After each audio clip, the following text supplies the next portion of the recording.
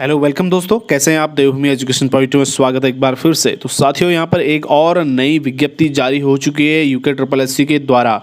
तो वो विज्ञप्ति क्या है भाई, आपको जैसे कि पता है हाल ही में रिजल्ट आया था। ठीक है, तो रिजल्ट आया था ये कनिष्ठ सहायक वाला जो रिजल्ट आया था, जिसका एग्जाम 31 अक्टूबर को हुआ था। वो सभी को याद होगा, 31 अक्टूबर में लेक्चरर का एग्जाम हुआ था, 28-29 को, उसके बाद 31 को इसका एग्ज़ाम हुआ था। तो यहाँ पर आप देख सकते हैं इसके जो टंकण की परीक्षा होनी थी उसके लिए इसमें बुला लिया गया है, जिसके अंतर्गत दोस्तों आपको पता था कनिष्ठ सहायक डाटा एंट्री ऑपरेटर, कनिष्ठ सहायक सह डाटा एंट्री ऑपरेटर, कर संग्रहकर्ता, अमीन, अध्यापति, निरीक्षक, सर्वे लेखपाल, ठीक है, और रिकॉर्ड कीपर, पेशकार, टेलीफोन ऑपरेटर, स्वागत की लिखित परीक्षा हुई थी 31 अक्टूबर को। इसके लिए दोस्तों आपको बुलाया है। ठीक है, तो दिनांक 11 मई 2022 के द्वारा अवगत कराया जा चुका है कि 30 मई 2022 से 1 जून 2022 तक उक्त पदों के लिए टंकण की अर्हता पदों के लिए टंकण परीक्षा होनी है। तो ये कहाँ पर होनी है? Siddharth group of institutions computer lab near IT park दोबाची।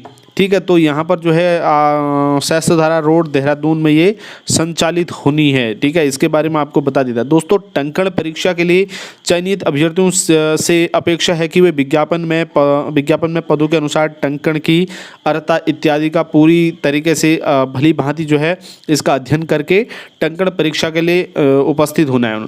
विज्ञापन में उल्लिखित है कि उत्तराखंड पेयजल विकास और निर्माण निगम के अंतर्गत कनिष्ठ सहायक पद हेतु अभ्यर्थी को हिंदी और अंग्रेजी में कंप्यूटर पर प्रति घंटा जो है 4000 की डिप्रेशन की न्यूनतम गति आवश्यक है। अर्थात इस पद के लिए इच्छुक अभ्यर्थी को हिंदी टंकण के साथ अंग्रेजी टंकण में भी प्रतिभाग करना अनिवार्य है। अब यहाँ पर देखिए, हिंदी और इंग्लिश दोनों में अनिवार्य है। किसके लिए अनिवार्य है? यहाँ पर साफ साफ दिया है, उत्तराखंड पेयजल विकास एवं जल निर्माण निगम के अंतर्गत जो कनिष्ठ सहायक के पद हैं उनके लिए। ठीक है, तो जो अभ्यर्थी हिंदी और अंग्रेजी टंकण परीक्षा में सम्मिलित नहीं होंगे उनका चयन उक्त पद के लिए नहीं किया जाएगा।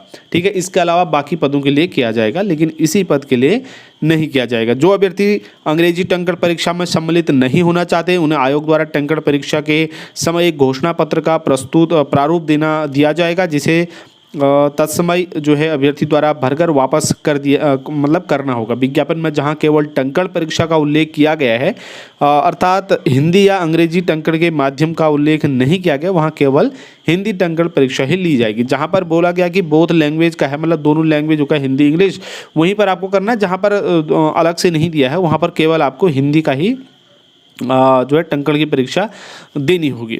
तो ये चीज़ दी है। अभ्यर्थी को पहले हिंदी टंकण परीक्षा में प्रतिभाग करना होगा, बाद में हिंदी टंकण परीक्षा में जो अर्ह पाए जाते हैं तो उसके बाद ही अभ्यर्थी को अंग्रेजी टंकण परीक्षा में प्रतिभाग करने का अवसर दिया जाएगा। ठीक है, ऐसा नहीं कि हिंदी में अगर फेल हो गए तो उसके बाद इंग्लिश में, क्योंकि हिंदी तो सभी के लिए नेसेसरी है। तो यहाँ पर पहले हिंदी ही होगी, उसके बाद इंग्लिश कराई जाएगी। आयोग के द्वारा उक्त विज्ञापन जारी करने के उपरांत में नियोक्ता विभाग द्वारा रिकॉर्ड कीपर और पेशकार के पदों के लिए भी हिंदी टंकण की 4000 की डिप्रेशन की अर्हता जोड़ी गई है, जिसका संशोधन विज्ञप्ति शुद्धि पत्र संख्या 634 28 दिसंबर 2020 को आयोग की वेबसाइट पर जारी किया गया है।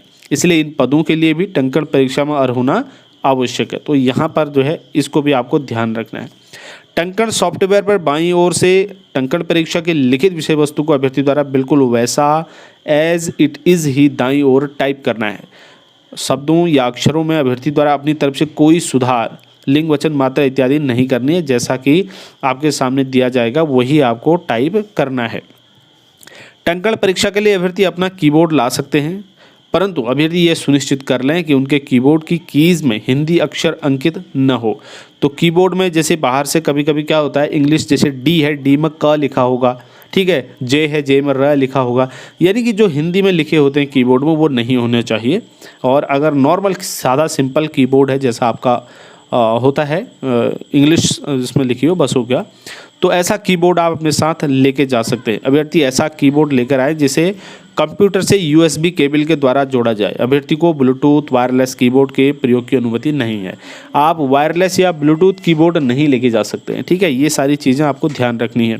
और इसके साथ ही साथ टंकण परीक्षा के लिए अभ्यर्थियों के प्रवेश पत्र जो है 23/5/2022 से प्रकाशित किए जाएंगे, यानी कि आज से ही आपके प्रवेश पत्र मिल जाएंगे। आज नहीं मिलेंगे तो फिर कल आप डाउनलोड कर सकते हैं। अभ्यर्थी आयोग की वेबसाइट से अपना प्रवेश पत्र डाउनलोड करके इसका प्रिंट आउट, अपना फोटोयुक्त पहचान पत्र और 2 पासपोर्ट साइज की फ़ोटो साथ लेकर आए। टंकण परीक्षा से संबंधित अन्य प्रक्रिया व अनुदेश आयोग की वेबसाइट पर पूर्व से ही अपलोड है। इसके अध्ययन के साथ अभ्यर्थी अपने प्रवेश पत्र पर लिखे गए निर्देशों का भी भली भांति अध्ययन कर लें। तो ये सारे निर्देश आप लोगों के लिए हैं, जो जिनका इसमें जो है जिनको बुलाया गया है उन सभी लोगों को इसके लिए तैयार होकर के वहाँ पर जाना है। तो साथियों यही इन्फॉर्मेशन थी और जो नई चीज़ आप लोग के लिए आई थी आप लोग तक हमने पहुँचा दी है। इस वीडियो में इतना ही है। आप अपनी क्रिया प्रतिक्रिया कमेंट सेक्शन में देते रहें। नेक्स्ट वीडियो मिलेंगे, इसमें इतना ही। धन्यवाद। जय हिंद।